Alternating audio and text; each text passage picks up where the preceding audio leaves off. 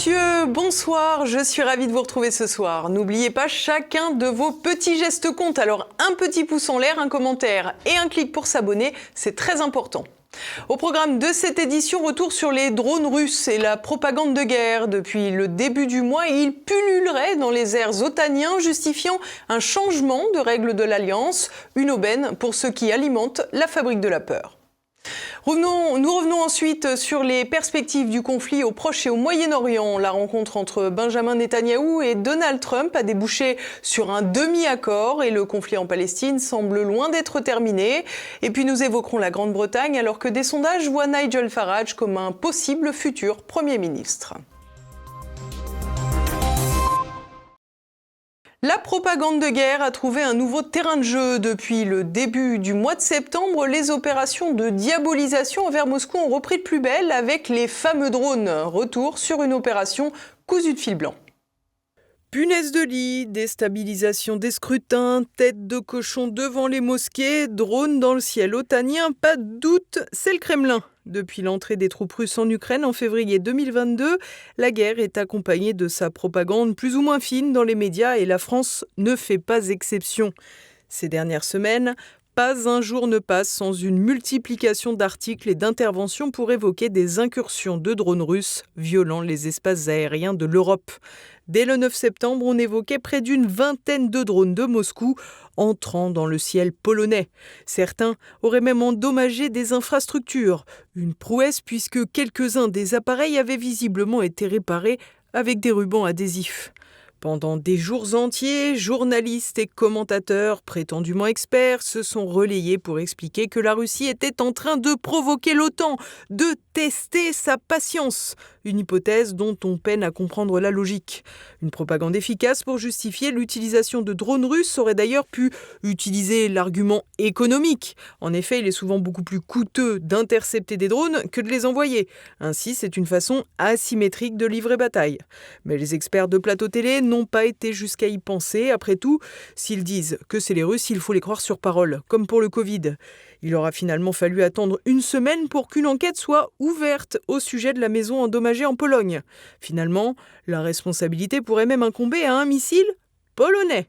À cela s'ajoute un autre élément, il est fréquent que les drones tombent à cause d'un manque de batterie et dans ce cas, ils ne sont pas toujours lourdement endommagés et peuvent ainsi être réutilisés après une remise en état. Dans ce cas, il s'agirait de drones russes tombés en Ukraine, renvoyés par d'autres. Après la Pologne, le 13 septembre, ce fut au tour de la Roumanie, autre pays de l'OTAN, d'être prétendument survolé par un objet volant de Moscou.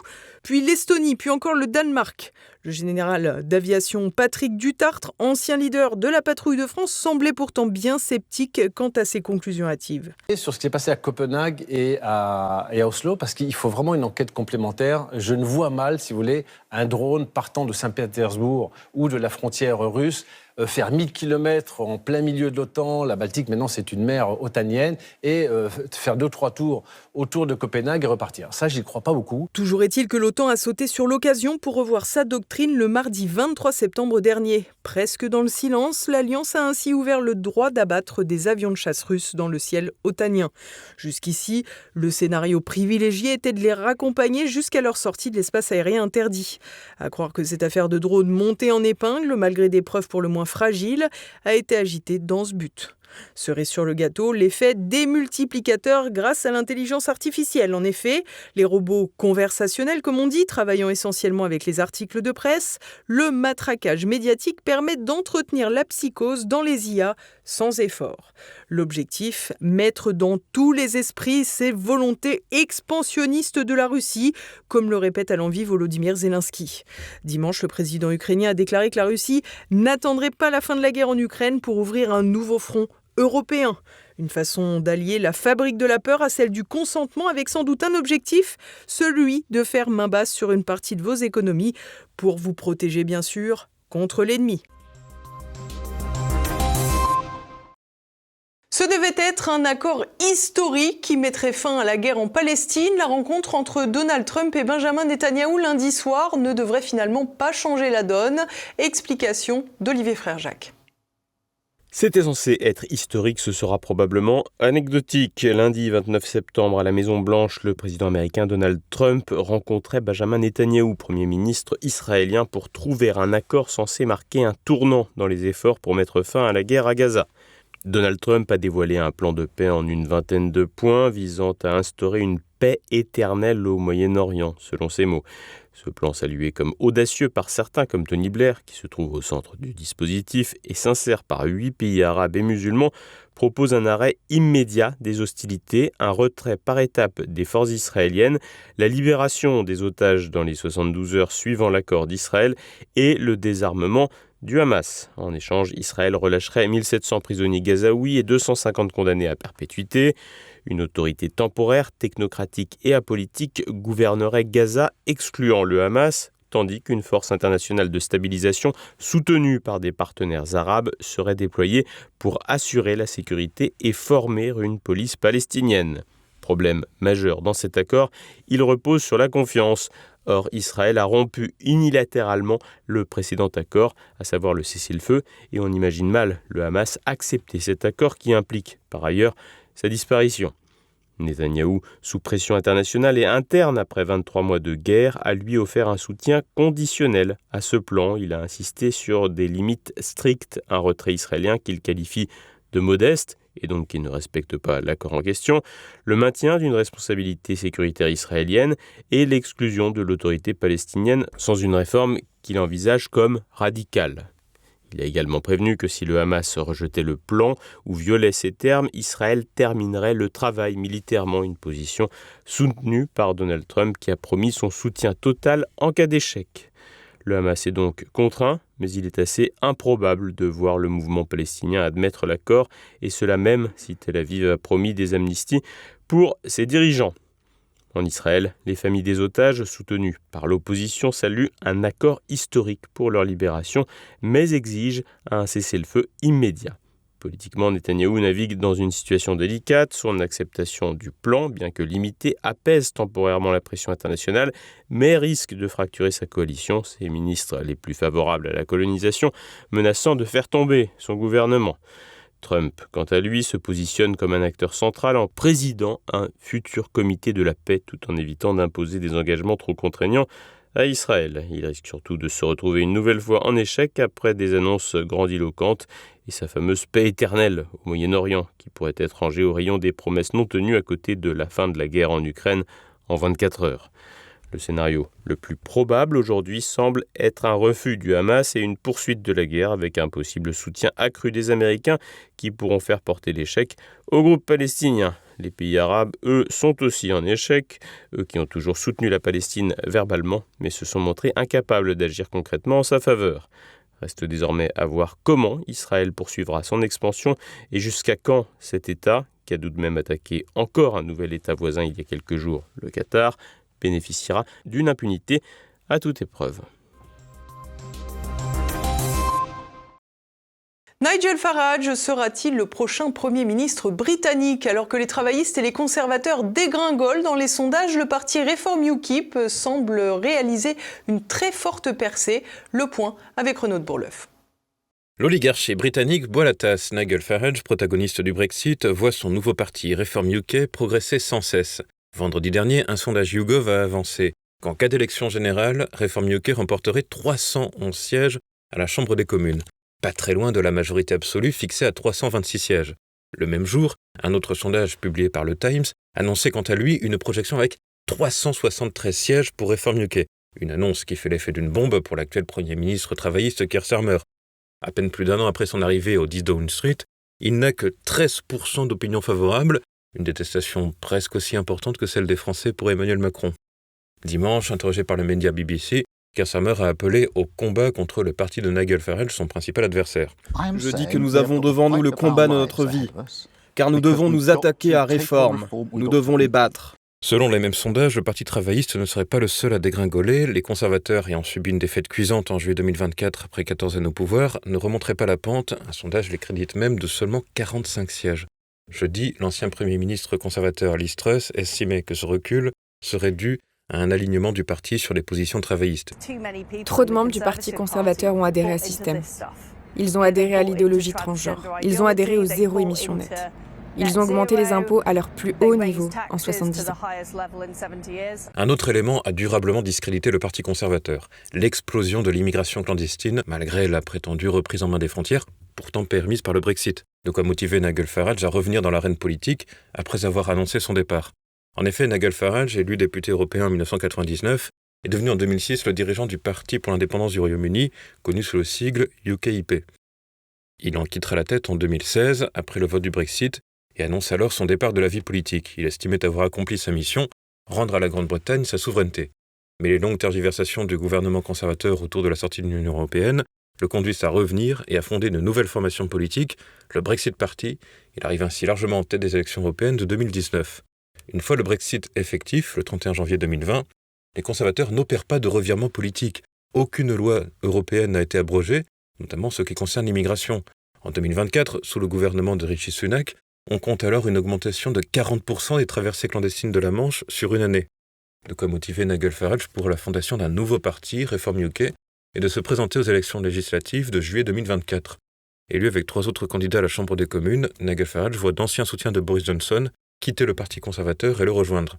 Début septembre, lors du congrès de Birmingham, Nigel Farage se disait prêt à être Premier ministre.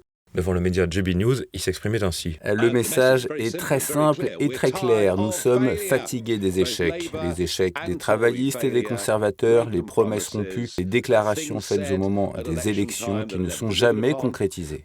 Il s'agirait de passer de 4 à plus de 326 députés. Une mission tout à fait possible avec le scrutin uninominal à un tour. Les accords contre nature de second tour n'existent pas et ne peuvent pas enrayer la montée du parti plébiscité par la majorité de la population.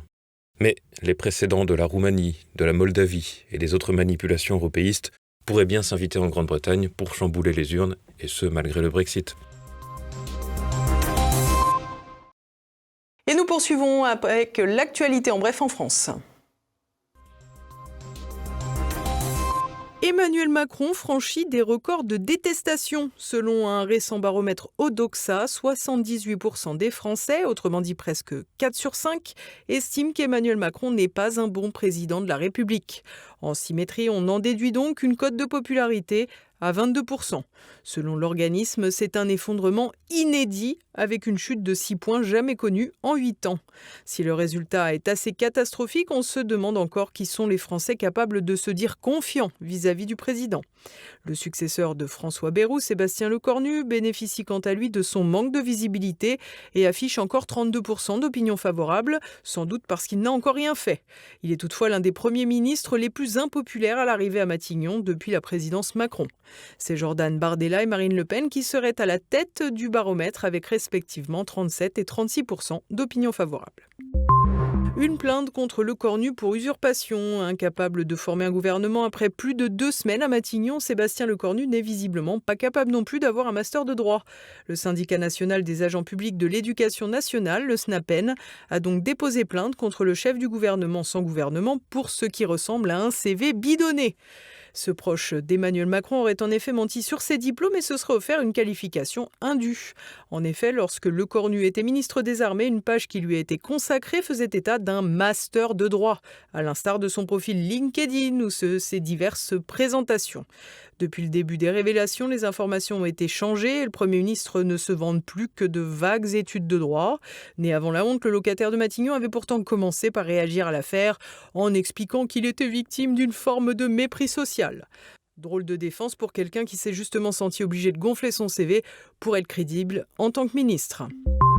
La France de Macron n'a-t-elle que l'euthanasie à proposer aux personnes âgées ? C'est en tout cas la question que l'on peut se poser après la publication d'une étude de l'association Petits Frères des Pauvres.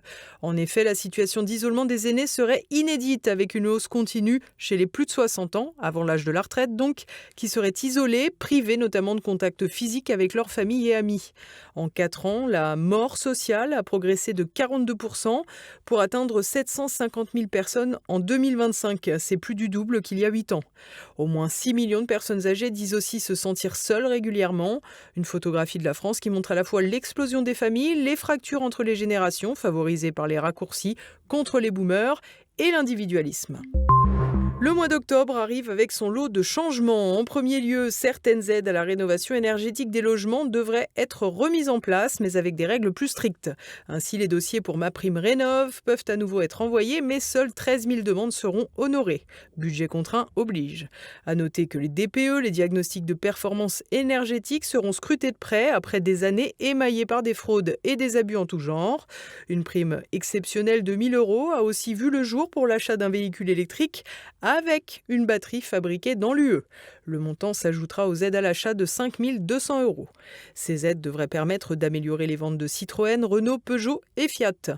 Les aides au logement seront quant à elles revalorisées dès le 1er octobre. Dans une dizaine de jours, ce seront les virements bancaires qui se plieront à de nouvelles règles, celle de l'obligation d'un libellé avec un nom complet.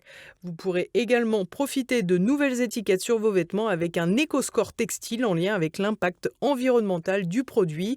Une règle toutefois basée sur le principe du volontariat. Et on continue avec l'actualité internationale. Que prépare le Pentagone ? Ce mardi aux États-Unis, 800 généraux et amiraux américains se sont réunis au sein de la base des Marines de Quantico, en Virginie. Aucune raison officielle n'a été donnée à l'avance. De nombreux médias s'interrogent sur la portée d'un tel rassemblement auquel Donald Trump a annoncé se rendre. Mais le vice-président des États-Unis, J.D. Vance, a affirmé que ce type de réunion n'a rien d'inhabituel. Amérique toujours avec le Venezuela, où la vice-présidente Delcy Rodriguez a annoncé que Nicolás Maduro est prêt à décréter l'état d'urgence en cas d'agression des États-Unis qui ont déployé des navires de guerre dans les Caraïbes. Un décret signé, mais non encore en vigueur, accorderait des pouvoirs spéciaux à Maduro pour la défense nationale. Cette menace intervient après que Washington a revendiqué la destruction de 3 embarcations vénézuéliennes liées au narcotrafic tuant 14 personnes. Donald Trump a réitéré à l'ONU l'usage de la force contre ces réseaux attribués à Maduro, qui lui dément dans un contexte de tensions croissantes marqué par des exercices militaires vénézuéliens et des sanctions américaines. Au moins 22 morts et plus d'une centaine de blessés selon l'ONU. À Madagascar, la crise politique est mortelle avec des affrontements lors des manifestations débutées jeudi contre le président Andry Rajoelina. Les protestations portées par le mouvement Gen Z, initialement motivées par les coupures d'eau et d'électricité, se sont transformées en un rejet global du pouvoir dans un pays gangréné par la corruption. Lundi, à Antananarivo, des milliers de manifestants, majoritairement jeunes, ont exigé la démission de Rajoelina, dénonçant la répression violente des forces de sécurité accusées d'usage de balles réelles. Face à la colère, le président a annoncé le renvoi de son gouvernement, y compris de son Premier ministre. L'ONU condamne une force non nécessaire, tandis que le gouvernement malgache conteste les chiffres onusiens. Nouvelles inondations à l'est de l'Espagne. Dans la nuit de dimanche à lundi, de fortes pluies ont provoqué des inondations dans la région de Valence. L'Agence météorologique nationale a décrété l'alerte rouge sur le territoire de la province de Valence, sur la côte sud de la Catalogne et le nord de la communauté valencienne. Ce mardi matin, la vigilance orange, pluie et orage était maintenue pour la région de Valence et les îles Baléares. Notons qu'il n'y a pas eu de dégâts majeurs près d'un an après des inondations meurtrières. Et voilà, c'est déjà la fin de cette édition. Dès à présent, retrouvez Choc du Monde. Édouard Chano reçoit le consultant Emmanuel Gou pour évoquer les ingérences en Moldavie et la vente de missiles américains à Kiev. Et je crois qu'il faudrait pouvoir rétablir des contacts de confiance. Vous savez, dans la diplomatie, il y a les dirigeants, il y a les ministres, il y a les présidents, mais il y a aussi des staffs. Et pendant des années, les staffs de Chirac, les staffs de Sarkozy, pour faire référence à la France, en Italie, la même chose, les staffs des deux côtés, entre la Russie et la France, entre la Russie et l'Italie, se parlaient. Il y avait des échanges chez les moins gradés, on va dire, mais ce qui permettait, dans la présentation des dossiers, d'arriver à faire passer des messages petit à petit et à créer un climat de confiance. Aujourd'hui, il n'y a plus de climat de confiance. Et comment voulez-vous que du côté russe, il y ait une confiance, alors que, je me fais référer aux accords de Minsk, Poutine a toujours dénoncé la crédibilité et de la sincérité des Européens sur Minsk, et on a tenu Mme Merkel et M. Hollande, qui ont, l'une, la première, dans, je crois, le Frankfurter Allgemeine, et le second, dans une vidéo improvisée, déclaré clairement qu'en fait, c'était pour se payer la Russie. Et voilà, c'est le moment de se quitter. Merci à tous pour votre fidélité. On se retrouve demain pour une nouvelle page d'actualité. En attendant, portez-vous bien. Bonsoir.